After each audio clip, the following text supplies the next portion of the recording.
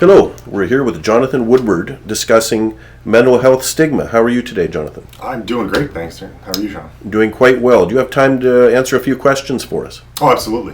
Thank you. The first question would be, what is stigma? All right, well, stigma essentially involves prejudice and discrimination towards individuals.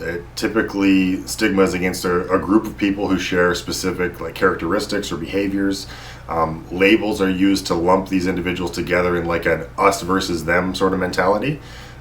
Stigma faced by the group means that they are devalued as people, like as human beings. People stigmatize behaviors that are seen as less desirable in society, and substance use, moods and behaviors associated with other mental health issues clearly fall into this category.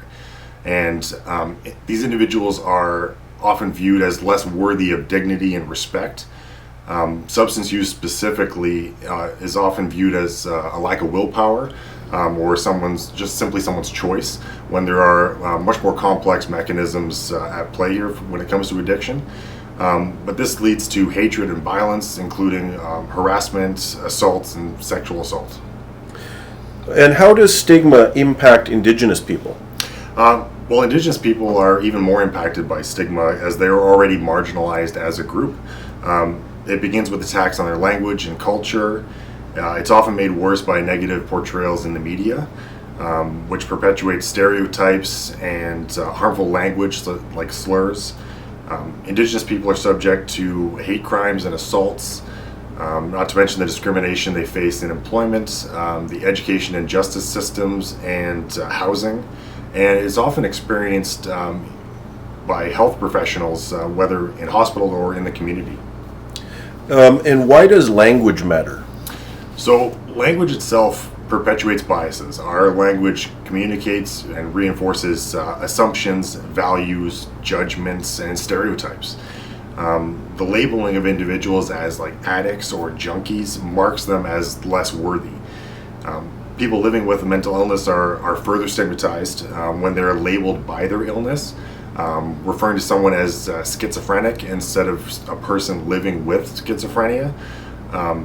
That sort of language assumes that people living with substance use disorders or other mental illness are all the same, and that there are no individual identities, but we're all so much more than any one struggle that we're dealing with.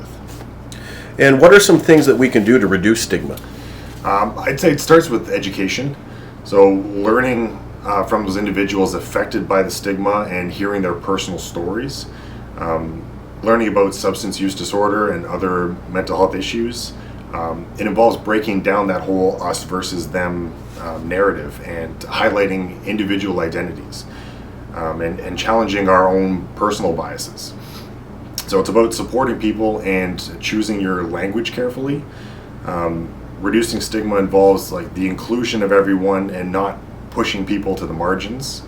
It starts when we recognize that any individual, family, community can struggle with these issues. Well, thanks very much for this interview, Jonathan. We really appreciate your time.